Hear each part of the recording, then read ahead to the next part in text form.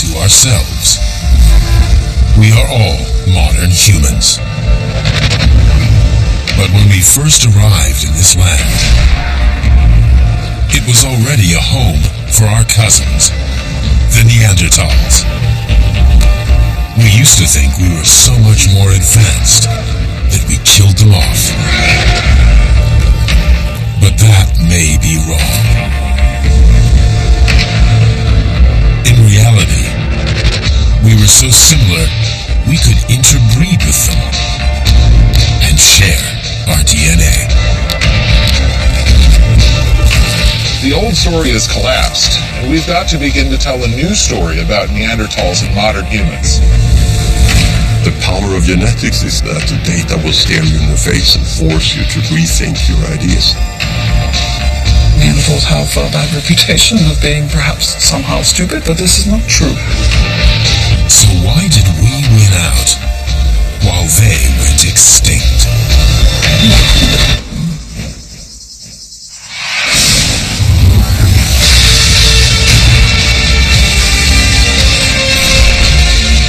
This is the story of our ancestors as they spread to every continent of the world. What was the secret to their success? Their story is our story.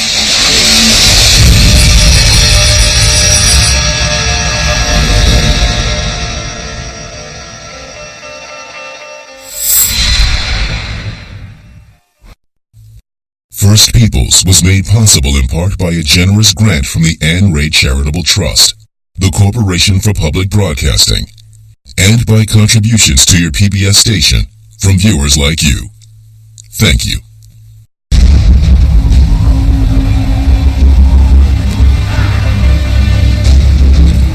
Eastern Europe, 40,000 years ago. Two young men out hunting. They're as smart as any modern-day hunter.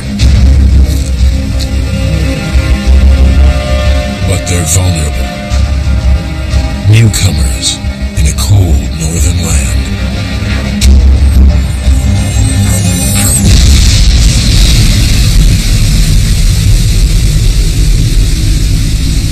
These are the first modern humans we know of anywhere in Europe.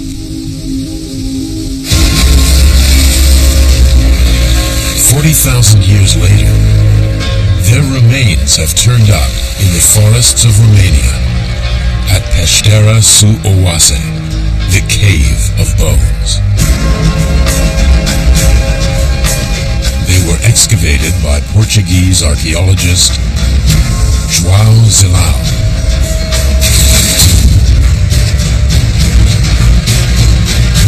In 2002, Romanian cavers chanced upon a new chamber deep inside the cave. It was an archaeologist's dream, but getting to it was a nightmare. People talk about extreme archaeology. I often think to myself, there's two kinds of it. There's the Hollywood kind, and there's the real thing. And the real thing is right there.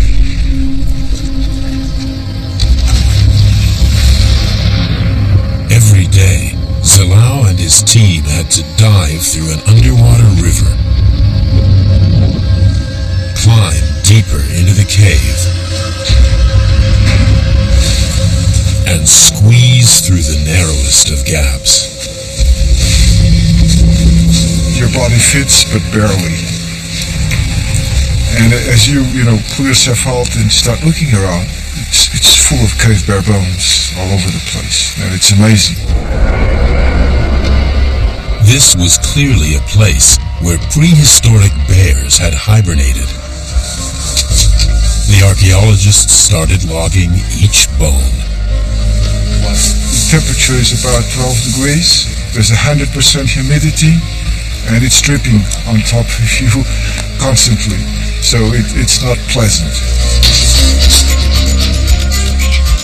You see all these bones? 2 weeks in, they found something that wasn't cave bear. That looks like human over there. Yeah.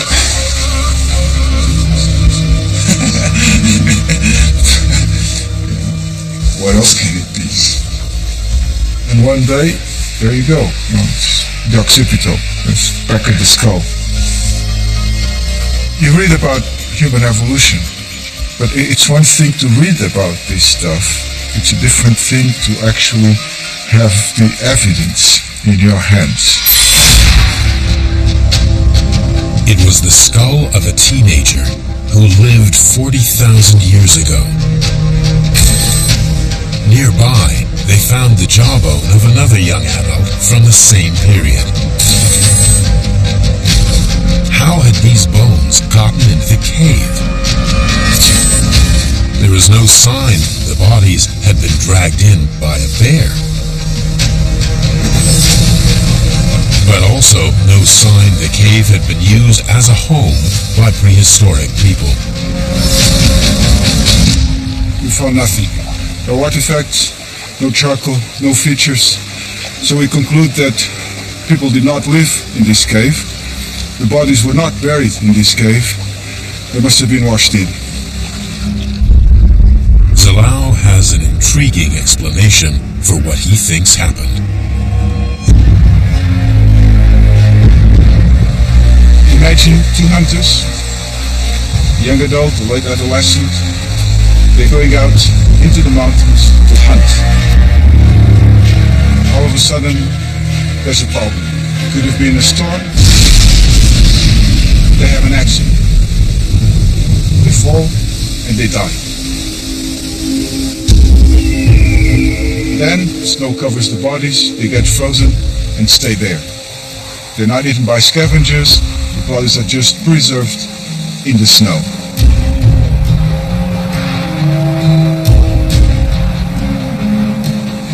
End of winter, comes spring, water melts. You have these rushes of meltwater, very powerful. Everything that was in the snow is dragged into the sinkholes that exist all over this plateau, and that's how the bodies end up in the cave. We just stay there thousands and thousands of years until we come and dig them up.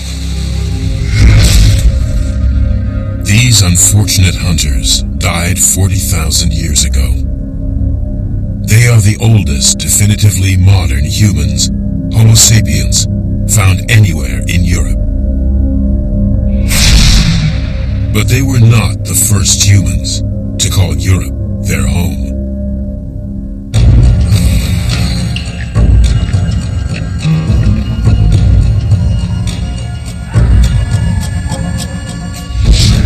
In 1856, an unusual skeleton was discovered in Germany, in the Neander Valley. It became known as a Neanderthal. Stockier than modern humans, with a barrel chest and super strong muscle attachments, Neanderthals have fascinated us ever since. At first, they were dismissed as wild, simple-minded cavemen. But now, we know better. If you look at the Neanderthal skull, you will notice that it's actually rather large. It's a very pronounced brow ridge, doubly arched above the eye sockets. We see a very projecting nose with a very big nasal opening. Not only the face is large, but also the brain case is large, and this is because Neanderthal brains are larger than the average modern human brain. And this is perhaps surprising because Neanderthals have a bad reputation of being perhaps somehow stupid, but this is not true. This doesn't mean that they would have had the exact same cognitive properties as we do, but certainly they were very similar in many respects.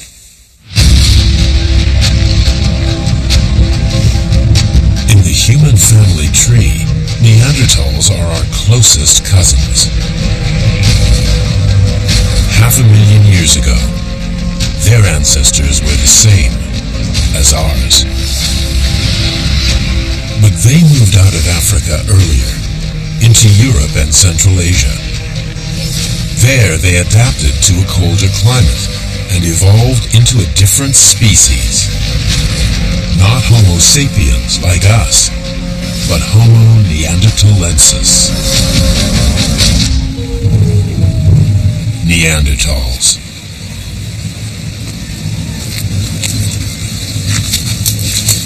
They made Ice Age Europe their home, living in small groups, hunting big game.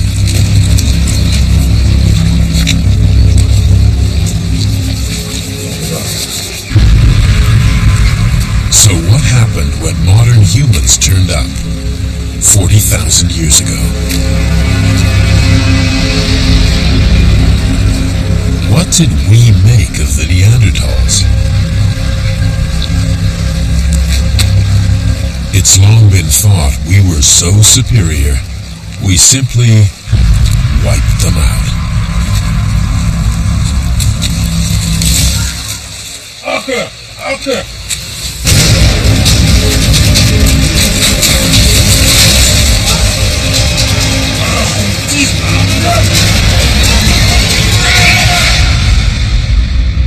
But is this really true?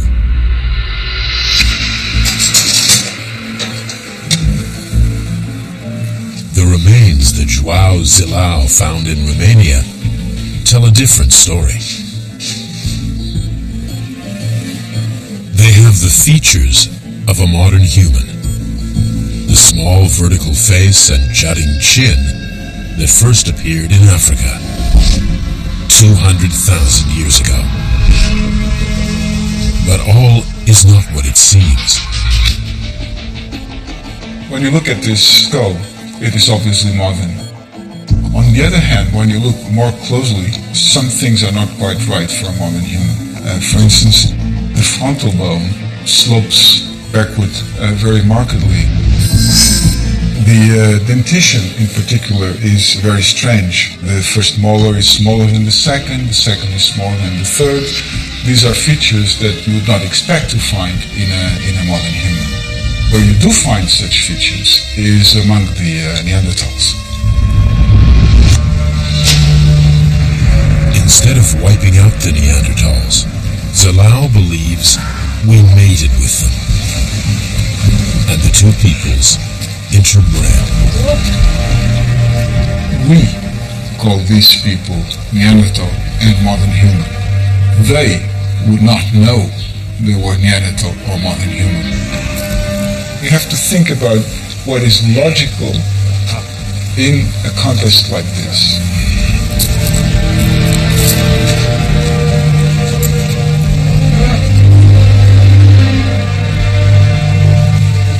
People have sex and people breed.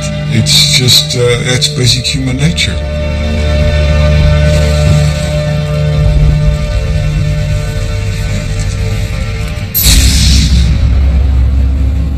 According to Zilao, the skull is a human hybrid, part modern, part Neanderthal.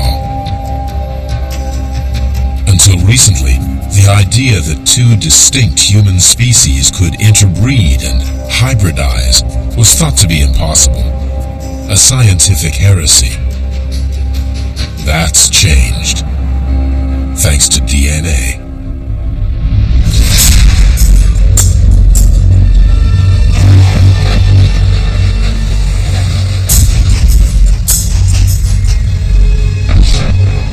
The Max Planck Institute is a leader in the study of ancient DNA.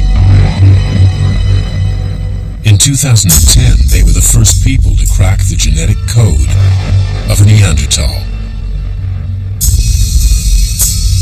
The first challenge was to find the right bone, which still contained readable DNA after 38,000 years in a cave. Then they had to sequence the DNA, analyzing every fragment. It was like trying to read a book that's been ripped into millions of pieces.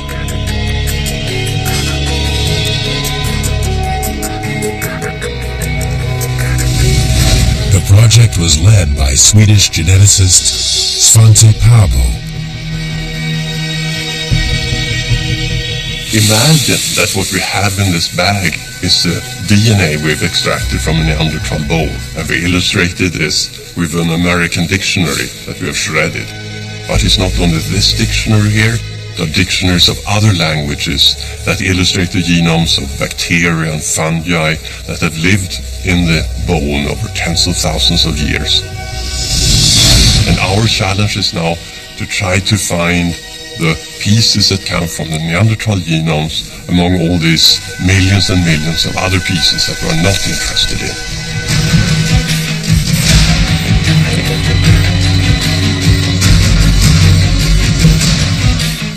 What we are faced with is not only that we have a mixture of different genomes here, the pieces are also very small and they get smaller and smaller as time passes. And not only that, they are in addition chemically modified, which we can illustrate with this.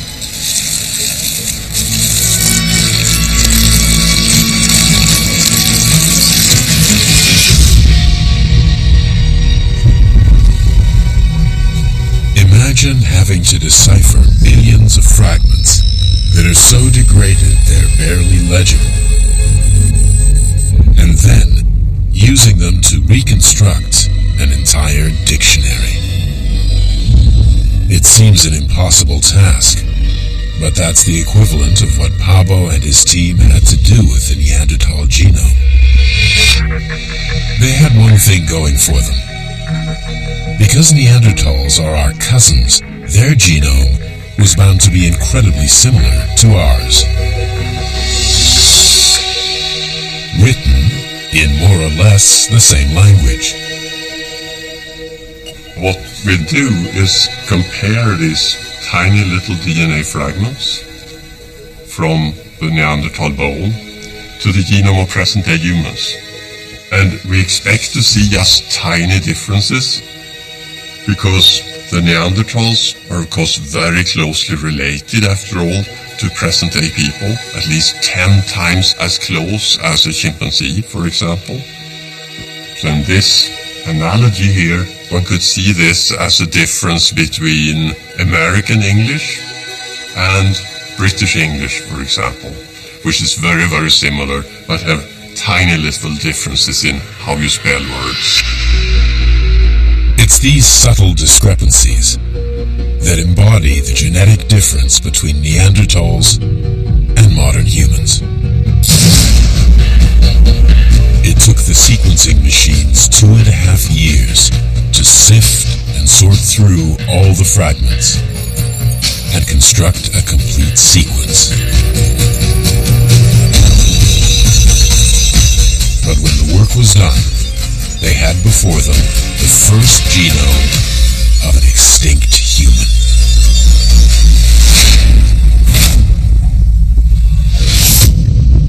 One of the first questions we were really interested in was what happened when modern humans came out of Africa and met Neanderthals. Did our ancestors then mix with Neanderthals or not? They compared the Neanderthal genome with that of modern-day people from around the world. They discovered a remarkable pattern. In Africa, they found no evidence of interbreeding. But everywhere else in the world, there was a trail of Neanderthal genes. Between 1% and 3% of our DNA has been inherited from Neanderthals.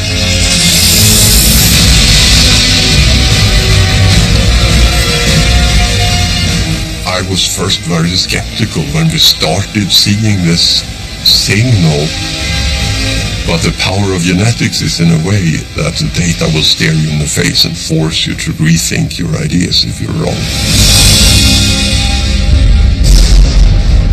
According to the genetics, interbreeding happened in the Middle East. Around 55,000 years ago, modern humans were expanding north out of Africa.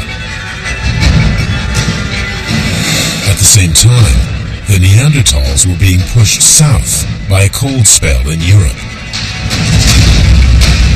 The two types of human were destined to meet. And here, they mated and interbred.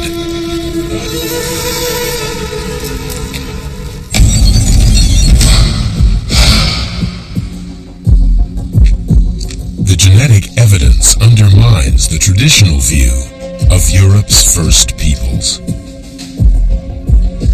If they bred with each other, the two types of human cannot have been so very different. For a century and a half, scientists have been picking over the evidence in Europe, trying to understand why Neanderthals seem so separate from us. They assumed that modern humans are just superior to Neanderthals, and so there'd be no chance of them interacting with each other in any meaningful way. Now genetics is showing us that that's wrong, that these two types of humans interbred with each other. That may change everything. We've got to find a way to fit Neanderthals into this story. They're like cards from a different pack. Similar, but different. The problem is, if we try to put them in this structure, the whole thing may come tumbling down.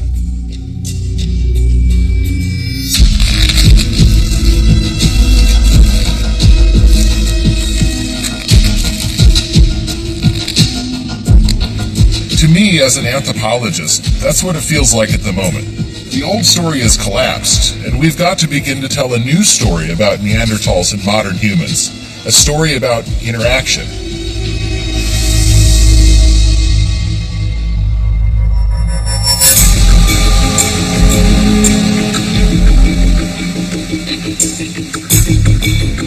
The new story starts here in southern France, with a remarkable discovery which suggests modern humans were in Europe far earlier than anyone thought.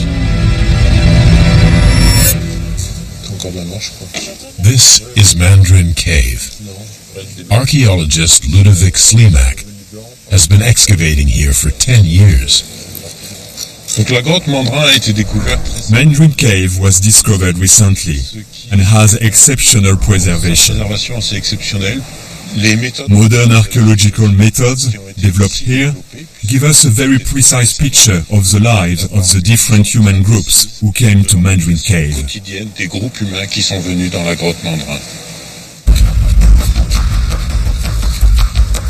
As his team excavated, they uncovered a mass of artifacts in sediment that's 50,000 years old.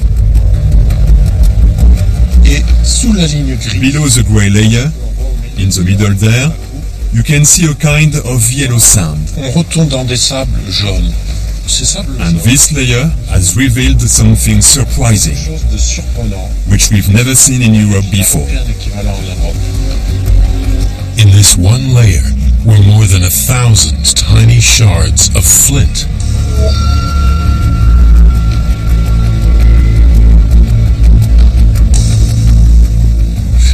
This one is a perfect triangle. It's just a centimeter long. And this point has a fracture, which, I think, must have been caused by its use as a weapon. We know blades like this exist in traditional tribes today, but they're always propelled by a bow, which would mean that these are arrowheads. The bow and arrow is a weapon associated only with modern humans. Does this mean they were in France 50,000 years ago? 10,000 years before we find them in Romania?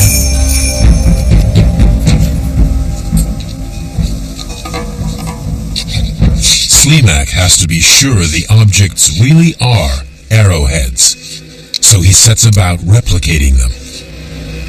The sort of point found at Mandrin requires a very high level of skill and lots of experience to make. It's not about hitting a rock against a rock. It's about becoming in tune with that rock.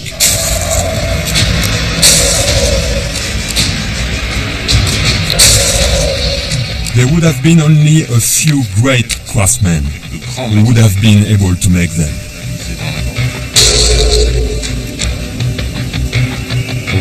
We're going to chip off some small pieces to give the block a perfect triangular shape. We can then make in one go a point that's identical to the ones found in Mandarin Cave.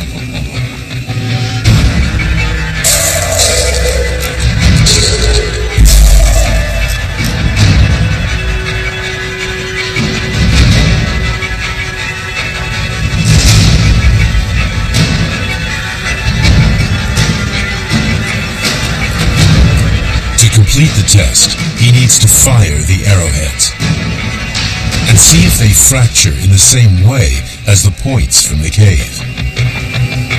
That requires an expert archer and a suitable prey.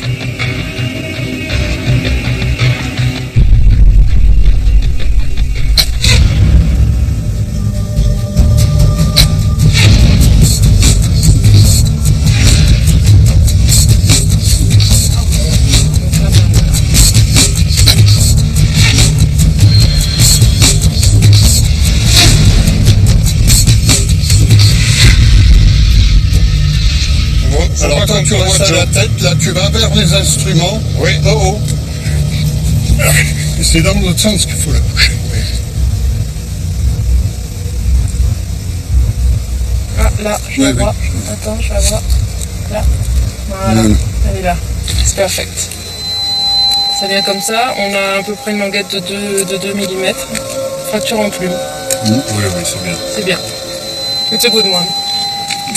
That's really nice. This is exactly the kind of fracture we have in our archaeological layer, and this is really the signature of bow and arrow technology. It's fantastic. Since modern humans were the ones making arrowheads, Slimak believes they must have been here 50,000 years ago.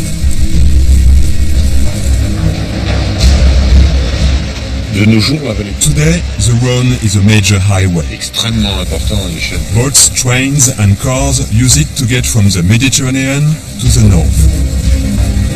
Cet axe de circulation naturelle. This highway must have been the same in the past. Dans le passé. You can imagine seeing big herds of horses and bison coming up from the Mediterranean. Depuis la Méditerranée. Qui devait être. They must have been a great resource for the hunters who were in this population 50,000 years ago.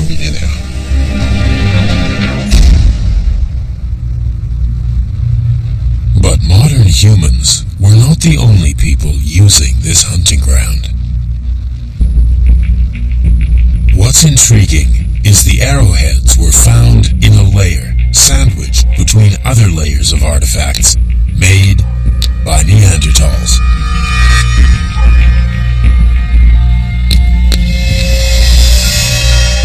Based on fragments of soot in the same sediment, the gap between these layers was incredibly small. Analyzing this soot deposit, we can see the time between two occupations at Mandarin Cave. And therefore we know that between the people who made Neanderthal tools in this cave and the people who made the bow and arrows, it was only a very short time. Maybe one season, maybe two. Ou 2 saisons.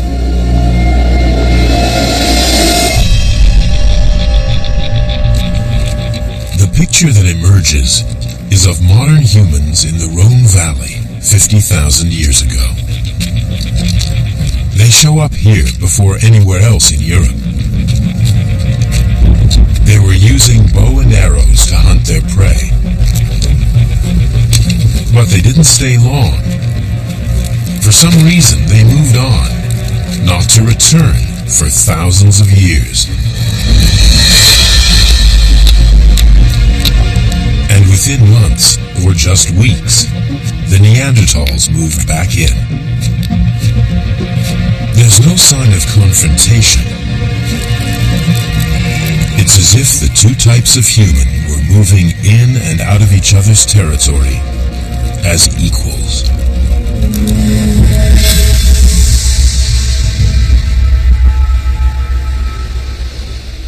Neanderthals may not have made arrowheads, but at exactly the same time they were making tools just as ingenious as those made by modern humans.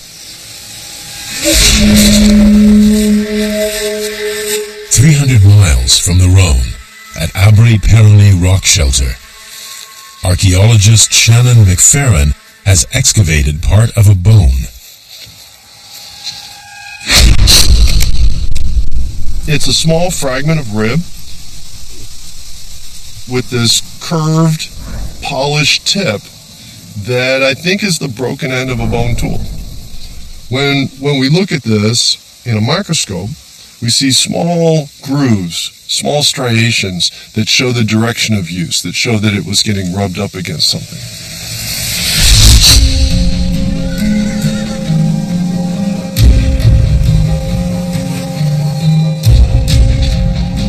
As McFerrin wondered what these bone tools were for, he realized leather workers today use something similar.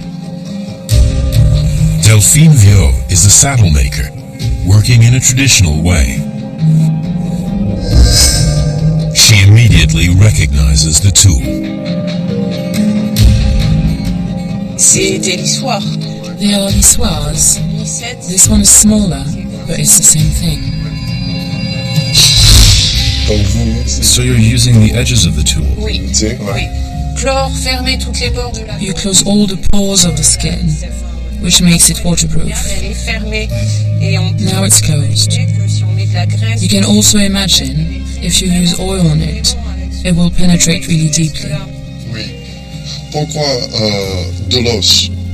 Why use bone and not wood? Alors ça peut être fait en bois ou en métal. It can be done with wood or metal, but metal scratches easily. There is a risk that something could damage the leather, and wood wears out, unlike bone, which is indestructible. 50,000 years ago, this is what Neanderthals were doing. Using a rib bone as a lissoir to make their skins waterproof. A creative response to the wet, cold conditions of Ice Age Europe. It does show, on the part of the Neanderthals, an ability to solve a problem that let them prepare their hide better. What I find cool in this case is that we have something that bridges that 50,000 years between us and them. In this case, it's the same tool being used across all that time.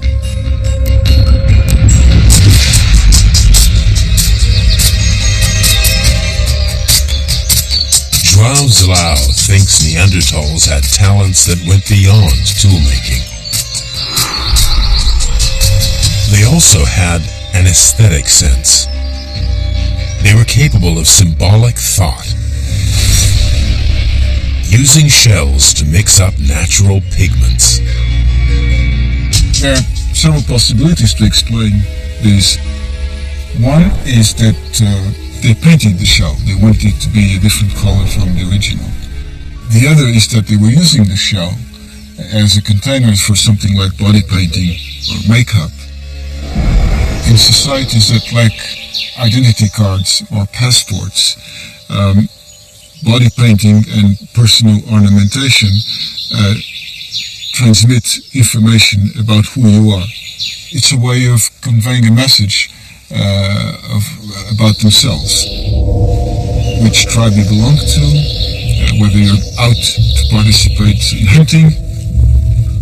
In a way, you can say that this is modern behavior. And since we have documented it among the Neanderthals, the conclusion is that Neanderthals were more than two. That would be my conclusion.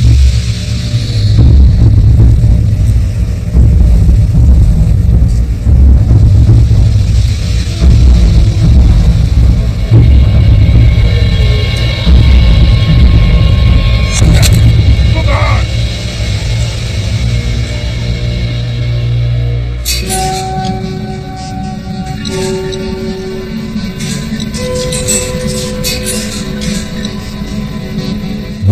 else were the Neanderthals capable of? Just how similar to us were they? Jean-Jacques Hublin is an expert on a layer of artifacts known as the Châtel-Perronian from the early days of contact.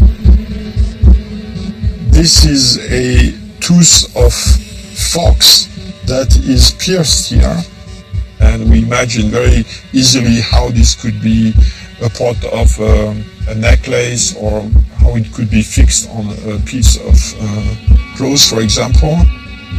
And clearly this speaks to us, because this is exactly the kind of technique that has been used by recent hunter-gatherers, and even today. Archaeologists always thought of jewelry as the work of modern humans. But when they discovered the teeth of the people who made the artifacts, they were Neanderthal. The teeth from the Châtel-Perronian layers are typical from what we find in Neanderthal dentition everywhere else. You can see here the difference between a Neanderthal upper incisor and a modern human upper incisor. There's a difference in size. There's also a difference in shape. In Neanderthals, you have what we call a shovel shape of these tooth that you don't have at all in most modern humans.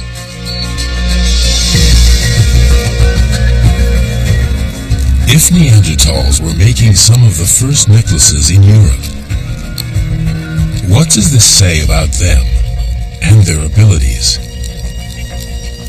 For decades, science has been asking itself the question of whether Neanderthals could or could not make these kinds of things, as a clue to whether their cognition was like our own. It has become clear from the archaeological record that they could do these things. We know they could because they did do these things. It seems Neanderthals were not the dumb brutes of legend. Isolated in Europe for tens of thousands of years, they had developed their own culture, on a par with that of their modern human cousins. But all the while, modern humans continued pushing out of Africa, through the Middle East, and into Europe. Change was coming. Within the Châtel-Perronian layer, archaeologists find a type of spear point made by Neanderthals, which looks incredibly similar to points made at the same time by modern humans.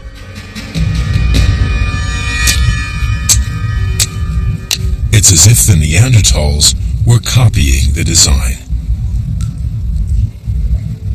They may never have met the people who made the originals. All they needed was to find a discarded spear and work out for themselves how to make it. It looks like they have produced the same kind of object, but with their own technology. So the final product looks very much the same, but the method to produce it is different. To copy a technology without an instruction manual is a sign of intelligence. But it also spelt the beginning of the end for the Neanderthals. They were now playing catch-up. Their culture transformed by the presence of modern humans. Some have argued that Neanderthals invented these kind of objects independently from the modern humans, but it's kind of puzzling that they would do that just at the moment when modern humans moved into Europe. Something similar happened 400 years ago, when Europeans brought horses to North America.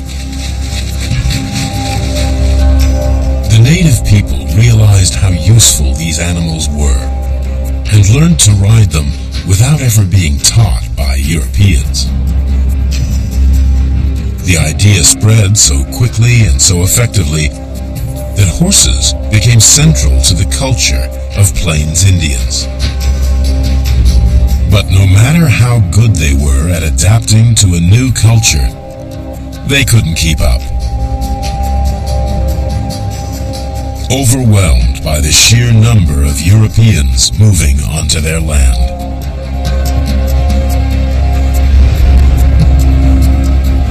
In prehistoric Europe, Neanderthals faced the same sort of fate. Overwhelmed by the spread of modern humans. At first, Neanderthals and modern humans seem to have been equal partners. They were sharing the landscape, they were sharing technology, and they were sharing genes. If you imagine that this deck of cards is modern humans, and this deck is Neanderthals, they're basically the same, but the Neanderthals have blue face cards, just a little bit different. If we mix them together, that's what was happening in the European landscape. And you look at the resulting blend of populations, you can see that there's a good mix. You've got a lot of ordinary cards and a few of the blue cards. But then at some point the balance of power shifts. Neanderthals are stuck in Europe, but modern human populations are growing in Africa and Asia, and you get wave after wave of new populations coming into Europe. As they do, it's like mixing in more and more of these decks of cards.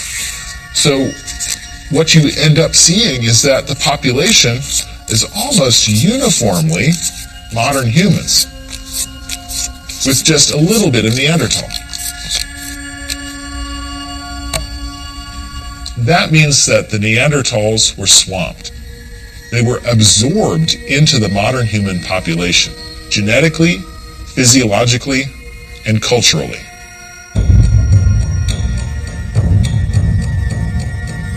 One of the key routes into Europe was via the Danube River.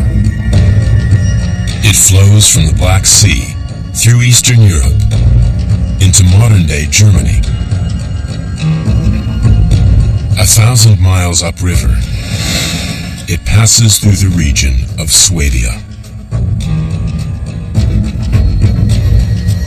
In modern times, the river has changed course, but 40,000 years ago, this was the Danube Valley. It was home to a new wave of modern humans spreading through Europe. They lived in limestone caves, like this one, Hohlefels.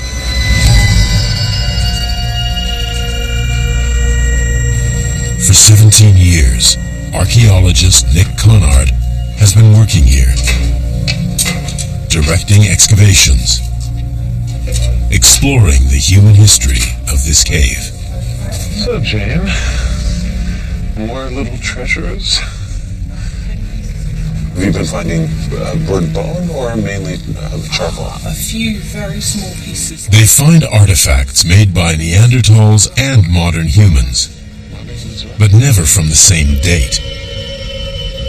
There's a 2,000-year gap between the last Neanderthal and the first modern human.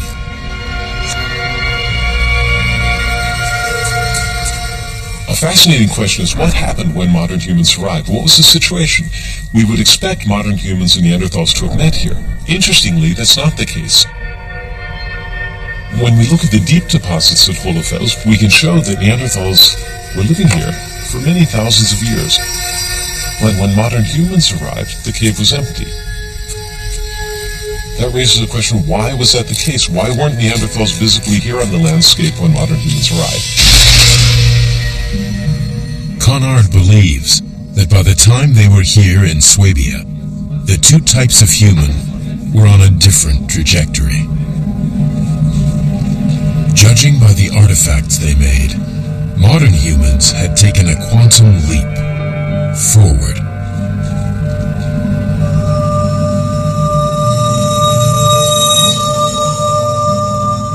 The Venus of Holyfels was made 35 to 40,000 years ago. It's the oldest sculpture of a human body found anywhere in the world.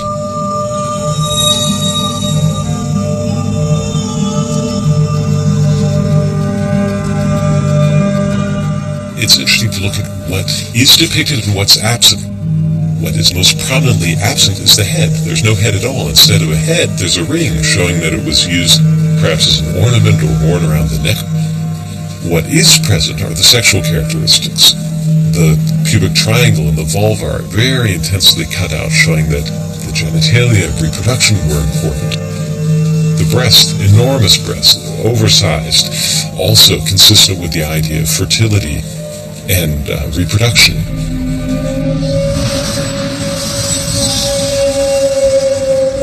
You can imagine after spending months being holed up trying to survive the long cold winter. Then the spring comes. The grass comes up, the animals start to have something to eat. I mean, the joy we have at the end of the winter would be nothing compared to these people who have been hunkering down in a cave just trying to manage over those long months.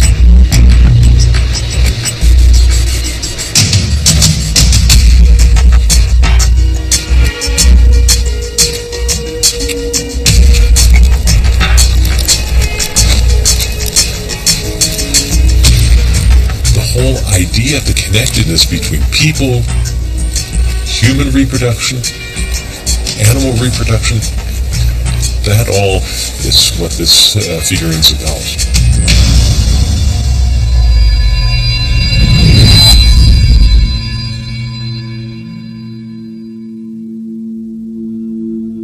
In neighboring caves, archaeologists have found other figurines, carved from mammoth ivory. Animals that populated the Ice Age landscape. They are some of the most exquisite art objects ever made. The crown jewels of European archaeology.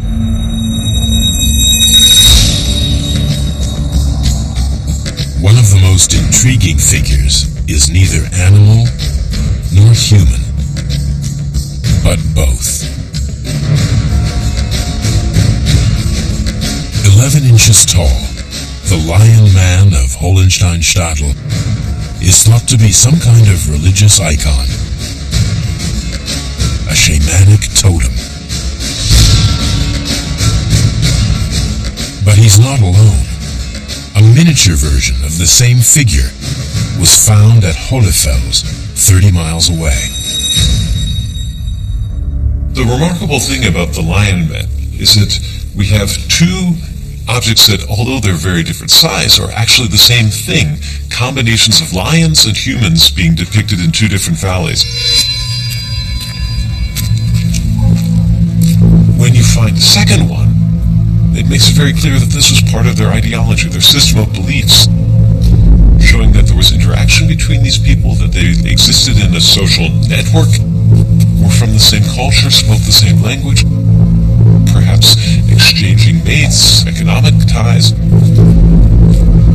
They lived adjacent to one another, but were in frequent contact with one another.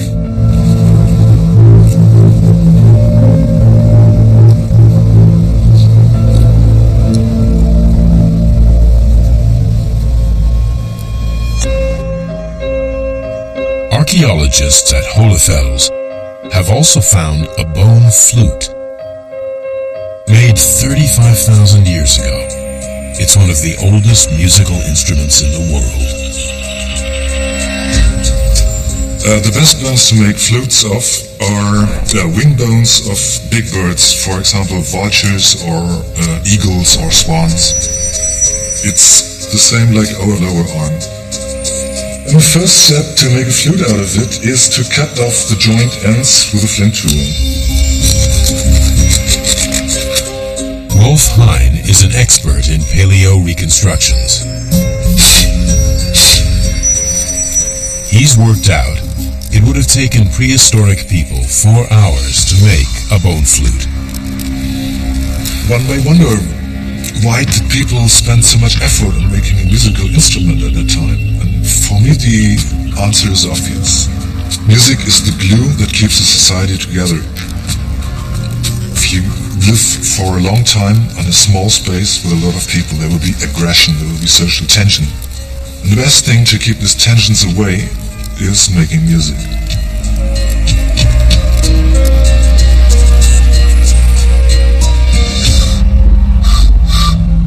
The question is, what did the flute sound like?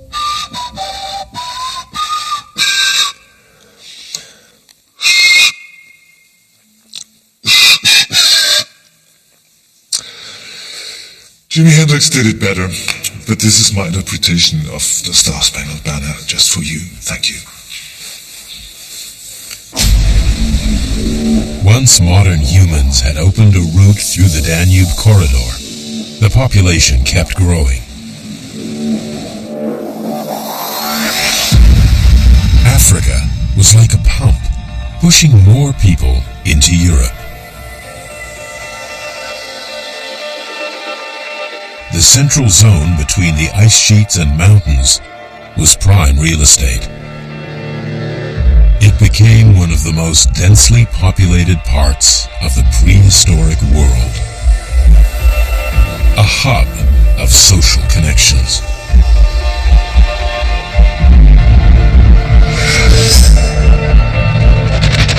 Art was key to this expansion, allowing people to share a culture of beliefs, to forge their own identity, and mark themselves out as different.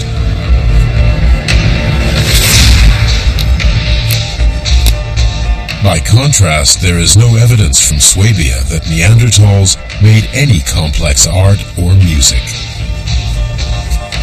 Is that because they weren't capable of such things, or didn't need them? There were fewer Neanderthals, living in smaller groups, that were less mobile. They never formed the social networks so key to modern humans in Europe. The number of people a Neanderthal interacted with over the course of his or her life would be perhaps dozens or scores of people. Modern humans, it could perhaps be many hundreds of people. Modern humans had an enormous wealth of objects, figurative objects, musical instruments, ornaments that they needed to identify each other, to communicate with each other. Neanderthals didn't need that. And when they encountered it, it was unfamiliar to them and they struggled with it.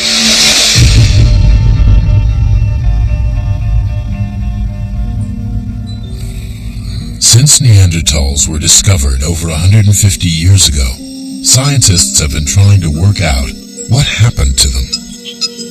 Why did they disappear? We used to think they were outsmarted by modern humans. But it's possible they were simply outnumbered.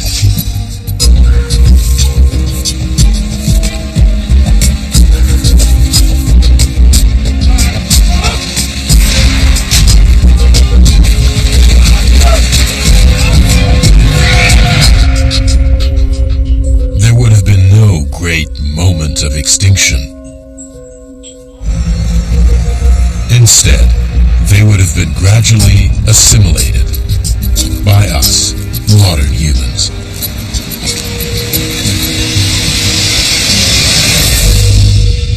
Neanderthal populations seem to be extremely small, a few thousand people on a continental level. Modern humans, for some reason, were able to reproduce faster and more successfully than Neanderthals, perhaps also relying on culture more. But this would have made, in fact, all the difference. Neanderthals didn't really have a chance in the end.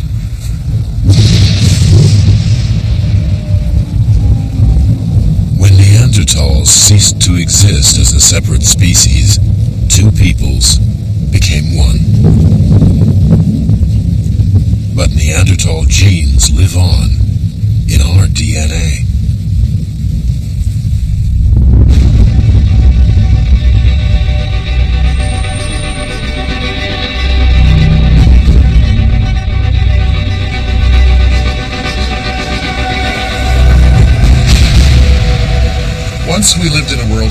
inhabited by all kinds of humans. Neanderthals, Denisovans, probably several different kinds in Africa, and now they're all gone, and we're the only ones that are left. We won the game.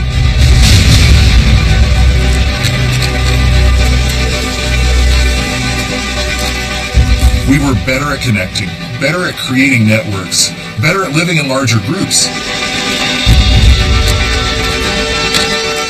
And those things all feed on each other. Once you're living in larger groups, you're making more connections. You have to become more creative. It's an exponential process. Where we end up is here, in our modern complex world.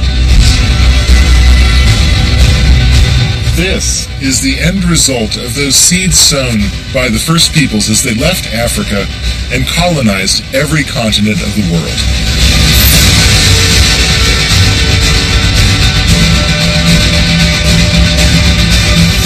Homo sapiens, now the only human species on the planet. We may not have been so much smarter than other humans, but we were more plentiful, more social, more cultured. We absorbed their genes and shaped our world. 7 billion of us today are living proof.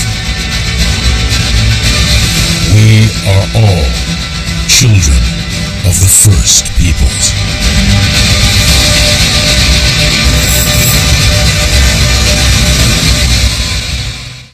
On Masterpiece. He's done it now. Could have had his pick. Any number of eligible girls from rising families, instead of which he marries this southern wench. Doors which are open will be slammed in his face. How long till we strike hotter? Well, one more blast gets through. One more blast is all we can afford. Am I prepared to trust him with more of my capital? It lasts till the week before Christmas. I'm so sorry you ever went me. Poldark on Masterpiece. Sunday, 9/8 Central, only on PBS. First Peoples was made possible in part by a generous grant from the Anne Ray Charitable Trust, the Corporation for Public Broadcasting, and by contributions to your PBS station from viewers like you. Thank you.